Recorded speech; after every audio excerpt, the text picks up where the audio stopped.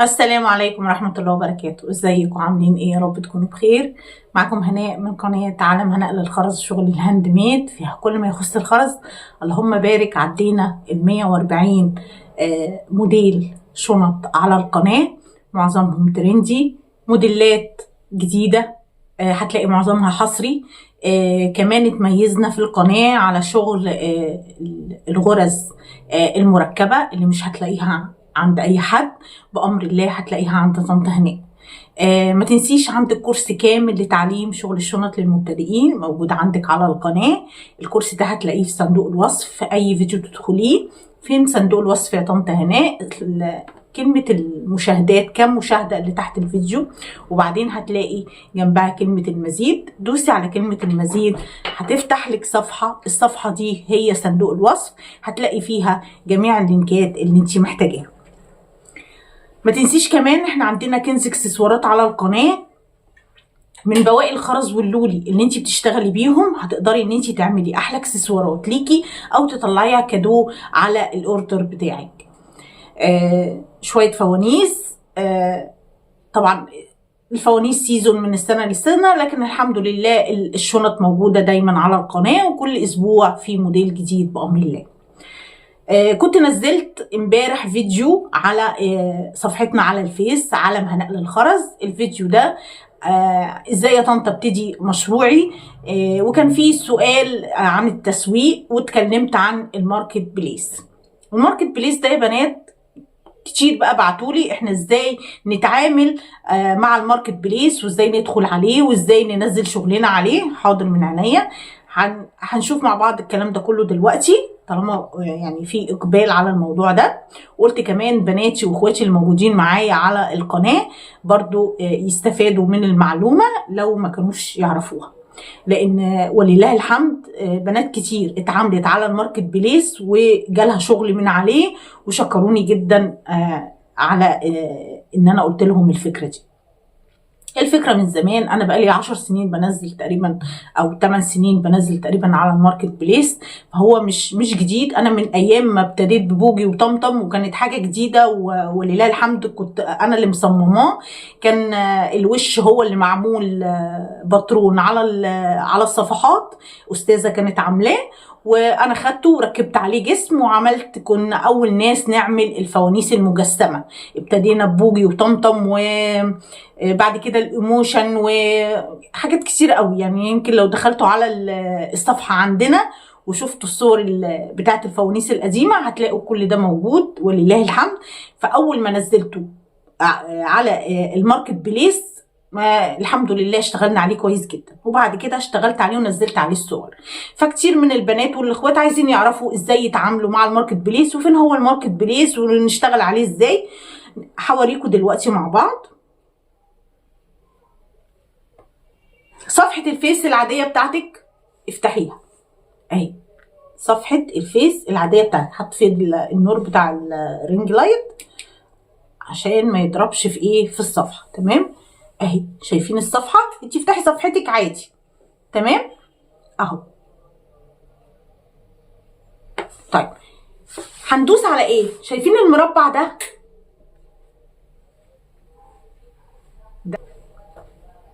ده اشاور لكم بايه؟ اشاور لكم بدي، انا هتاكلني على الموبايل بتاعها. بصوا،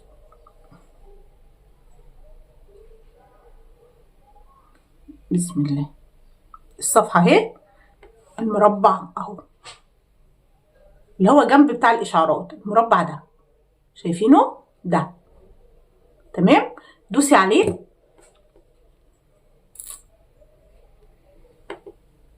شايفين الصفحه اللي ظاهره دي؟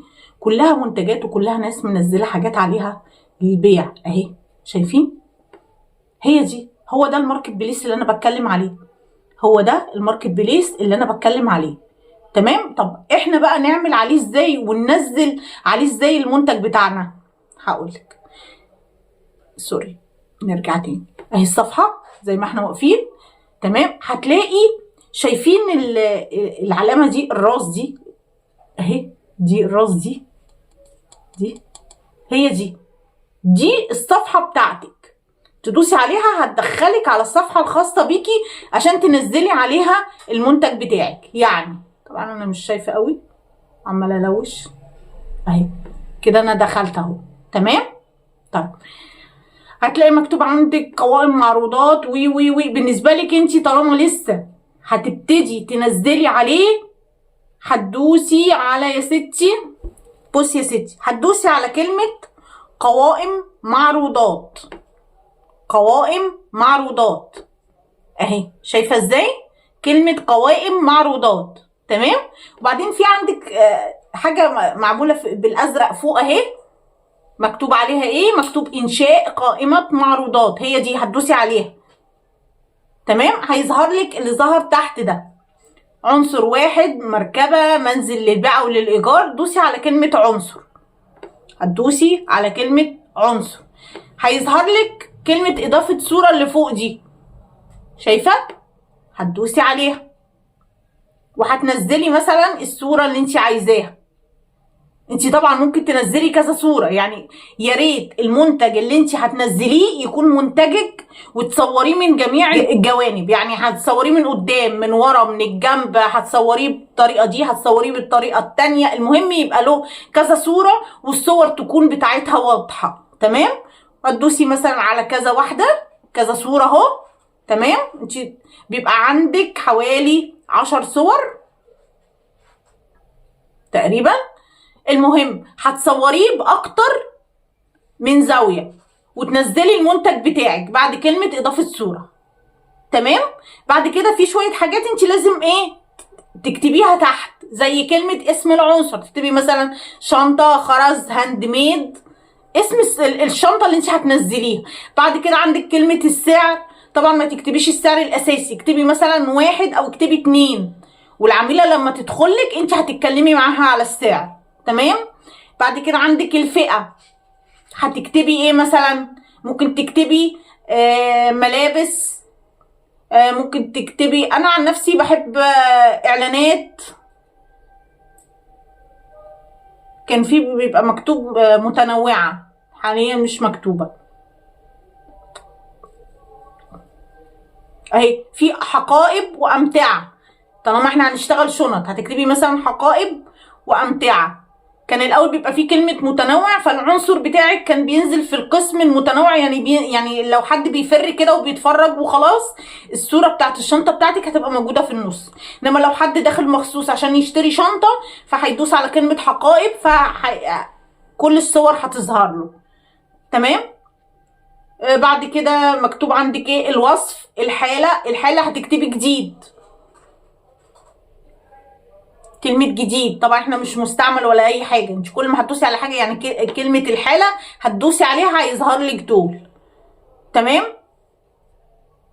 المهم ان انت هتستوفي كل ده، وفي الاخر هتعملي كلمة نشر اللي فوق، شايفة كلمة نشر اللي فوق كده. المنتج بتاعك نزل على الماركت بليس. تنزلي بقى منتج 2 10 زي ما انت عايزة. طيب اول ما انزل يا طنط هناء العملاء هيدخلوا لي وكده. بصي يا قمر، اول ما بتنزلي فئه معينه هي اللي بتتفرج على شغلك. تمام. بيبقى جزء كده. بعديها باسبوع او 5 ايام بيبعتلك بيقولك جددي البوست اللي انت عاملاه، فبتدوسي على كلمه تجديد المعروضات. البوست بتاعك بيطلع لفئه اعلى. كل 5 ايام كده يفضل يبعتلك يقولك جددي. كل ما بتجددي كل ما البوست بتاعك او المنتج بتاعك بيطلع لناس تانية، فئة اعلى واعلى واعلى. وبيبقى مثلا البوست بتاعك بيطلع فوق، زي مثلا البوست في الفيس، مش كل ما انت بتعملي له تعليق تحت البوست بتاعك بيترفع. انت كل ما بتجددي البوست بتاعك بيترفع، بيطلع لفئة اعلى، وبيبقى في المقدمة مرة 2 3 لغاية ما بتبقي قديمة قوي بقى ومنزلة 30. نزلي على قد ما تقدري، ان شاء الله تنزلي كل يوم 4 5 بمنتج جديد. كل يوم نزلي، كل يوم نزلي، كل يوم نزلي، يجيلك تجديد جددي، يجيلك تجديد جددي. تمام. كل ما بتعملي كده كل ما البوست بتاعك بيترفع على الماركت بليس، وبيبقى معاكي فئة اعلى من الناس. طبعا واحده دخلت لك بتسالك على السعر، هتتكلمي معاها وهتعرفي وتتكلموا مع بعض وتعرفوا تفاصيل المنتج ايه وهتبيعي بكام، اشترت ما اشترتش، ابعتي لها لينك الصفحه بتاع الفيس بتاعك عشان تكبري صفحتك بالمره. فاهمه ازاي؟ اشتغلي بقى، ده التعب وده الشغل، ده اللي بيجيب ناس جديده، وده اللي بيخليكي تتعرفي واحده واحده. اهتمي بالتصوير، ما تبقاش شنطه ورميها لي على الارض ومصورها لي صوره وتنزليها لي على الماركت بليس. اهتمي بالتصوير، بالزوايا، بالاضاءه. عايزه صوره بيرفكت وتقومي منزلاها من كذا زاويه وكذا جهه وحطيها كلها. ان شاء الله تحطي الصور كلها على نفس المنتج. كل ما بتنزلي صور اكتر من نفس المنتج في نفس البوست، العميله بتخش تتفرج على زوايا الشغل. تمام؟ ومهم قوي انه يكون شغلك. واحده واحده بتتعرفي وبتبدا الناس تبعتلك. تمام؟ طبعا خليكي امينه جدا في الشغل بتاعك. يعني ما يبقاش لولي من العادي ابو 200 جنيه واعرض الشنطه على 500 600 جنيه. تمام؟ عشان مفيش شنطه ترجع لك ويبقى عليكي ريفيو وحش وتبقي بوظتي الدنيا. فاهمه؟ تمن الشنطه، احسبي تكلفتك للشنطه. انا جبت نص كيلو لولي والشنطه خدت النص كيلو. النص كيلو انا جبته سي سي بي ب 200 جنيه.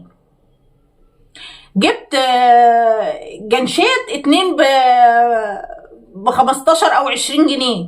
جبت 2 حلقات ب 20 جنيه. جبت مغناطيس بكذا.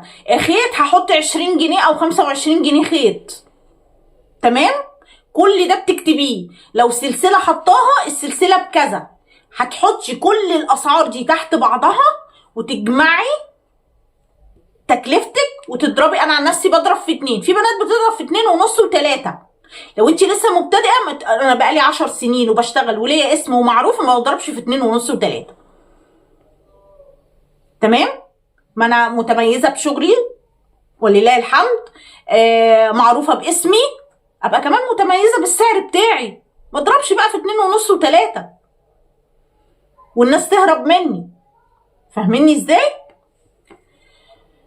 ده يا ستي كل التفاصيل اللي انت المفروض تمشي عليها عشان المشروع بتاعك يمشي في خطواته الصح. تمام؟ يا ريت اللي ما شافش الفيديو اللي موجود على الفيس يا ريت يشوفه. عالم هناء للخرز هتلاقيها موجودة عندك. هسيب لكم برضو اللينك في صندوق الوصف بتاع الصفحة، وهسيب لك اللينك كمان بتاع الفيديو اللي انا عاملاه على ازاي ابتدي شغلي. وكل الكلام كان فيه اسئله كانت بنات بعتاها وانا حبيت ان انا ارد عليها ورديت عليها في الفيديو ده. لو حابه ان انت تتفرجي عليه اتفرجي عليه وسيبي لي تعليق حلو منك تحتيه. دايما بنتواصل على صفحتنا وبنتكلم مع بعض وبتبعتوا لي اسئلتكم وارائكم، واي سؤال او صوره اي حاجه انتوا بتشتغلوا فيها وبتقفوا فيها بتبعتوا لي عليها. اتمنى ان الكلام يكون واضح واكون فدتكم في موضوع الماركت بليس. الحاجه سهله قوي، بس ممكن لو انت بقى الفيس بتاعك جديد قوي ممكن ما تكونش لسه ظهرت عندك، بس كده كده بتظهر. انما انت لو فيسك قديم هتلاقي المربع ده موجود عندك. انت بتدخلي بتتفرجي على المنتجات. طب انا عايزه اعمل صفحه عليه، هتدوسي على صوره الشخص اللي معموله بالاسود دي وتعملي نفس الخطوات اللي انا قلت لك عليها. اشوفكم على خير ان شاء الله في ورش جايه كتير، والسلام عليكم ورحمه الله وبركاته.